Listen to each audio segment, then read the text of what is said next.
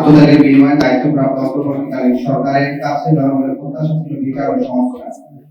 সেই লক্ষ্যে সরকার বিভিন্ন সংস্থার কমিশন গঠন করে, যেখানে অন্যান্য রাজনৈতিক দলগুলোর সাথে জাতীয় নাগরিক পার্টি তাদের মতামত ব্যক্ত করে। এই সংস্কার কার্যক্রম চূড়ান্ত করার লক্ষ্যে ঐক্যমত কমিশন প্রণীত জুলাই সনদের খসড়া কিছুদিন আগে আমাদের কাছে এসে পৌঁছায় এবং এই বিষয়ে আমাদের মতামত তুলে ধরে তা কমিশনের কাছে জমা দিয়েছে। যদিও জুলাই সনদের খসড়া সনদ বাস্তবায়নের প্রক্রিয়া সম্পর্কে পরিষ্কার কোনো রোডম্যাপ না থাকায় আমাদের হতাশ করেছে। ইতিমধ্যে জুলাই সনদ বাস্তবায়নের জন্য ৬টি উপায় ঐক্যমত কমিশন বলেছে, যার মধ্যে আমরা গণপরিষদ নির্বাচন দাবি জানিয়েছি। অন্যান্য দলের প্রস্তাবে গণভোট ও সংবিধান সংস্কার সভা সহ বিভিন্ন প্রস্তাব রয়েছে। কোন প্রক্রিয়া বাস্তবায়ন করা হবে তার সাথে নির্বাচনী প্রস্তুতির সম্পর্ক রয়েছে।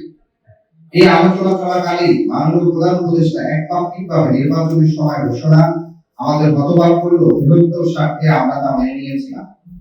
প্রধান উপদেষ্টার পক্ষ থেকে ঘোষণা দেওয়া হয়েছিল 2026 সালের পবিত্র রমজান মাসের পূর্বে আগের সপ্তাহে নির্বাচন আয়োজন করা যেতে পারে। দুটি শর্ত সাপেক্ষে প্রধান উপদেষ্টা এই ঘোষণা দিয়েছিলেন।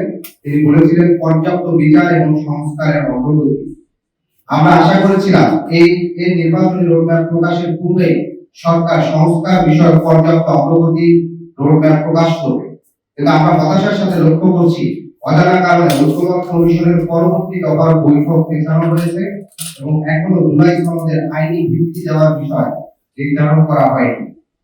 জুলাই সনদ চূড়ান্ত না করে এবং জুলাই সনদ বাস্তবায়নের প্রক্রিয়া নিয়ে কোনো সিদ্ধান্তে উপনীত না হয়ে নির্বাচনের রোডম্যাপ ঘোষণা ঐক্যমত কমিশন এবং অন্তর্বর্তীকালীন সরকারের প্রতিশ্রুতি ভঙ্গের শামিল। আমরা মনে করি ফ্যাসিবাদী ব্যবস্থা থেকে রাষ্ট্রের গণতান্ত্রিক রূপান্তরের জন্য নির্বাচন আয়োজন প্রয়োজন। আমরা কোনোভাবে নির্বাচন বিরোধী নয়। সেদিক থেকে রোডম্যাপ ঘোষণাকে ইতিবাচক, তবে যত দ্রুত জুলাই সনদের আইনি ভিত্তি হবে তত দ্রুত নির্বাচনের দিকে যাওয়া যাবে।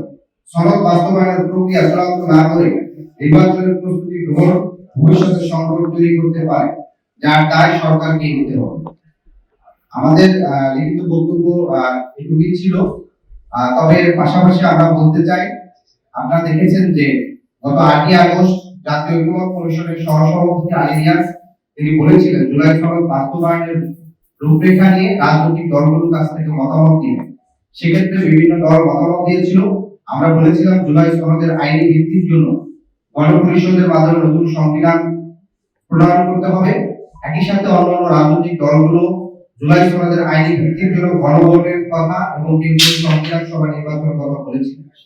তাহলে এই যে গণপরিষদ নির্বাচন কিংবা গণভোটে অন্যান্য দলের যে মতামত, সেই মতামতকে উপেক্ষা করে সরকারের প্রধান উপদেষ্টার দপ্তর থেকে নির্বাচন কমিশনকে শুধুমাত্র জাতীয় নির্বাচনের জন্য প্রস্তুতি গ্রহণ করতে বলা, আবার একই সাথে একটা আলোচনা চলমানের আয়োজন করা, তার মানে সরকার যেখানে সিদ্ধান্ত পূর্বেই নিয়ে ফেলেছে যে জাতীয় নির্বাচনের বিষয়ে তারা প্রস্তুতি গ্রহণ করছে, তাহলে এই যে রাজনৈতিক দলগুলোর সাথে গণপরিষদ নির্বাচন কিংবা গণভোট বা অন্যান্য বিষয়ে যে আলোচনা পূর্বে আগামী সপ্তাহে করা হয়েছিল, সেই বিষয়টি আসলে পারস্পরিক সংগতিপূর্ণ না এবং বিপরীত অবস্থান দেখায়।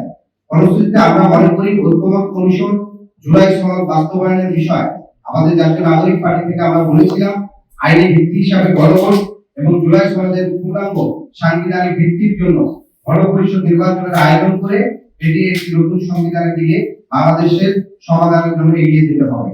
আজকে যারা উপস্থিত হয়েছেন, আমাদের জুলাই সনদের বিষয়, আমাদের অবস্থান এবং একই সাথে ইসি যে নির্বাচনের রোডম্যাপ ঘোষণা করছে সেই বিষয়ে আমাদের এই বক্তব্য।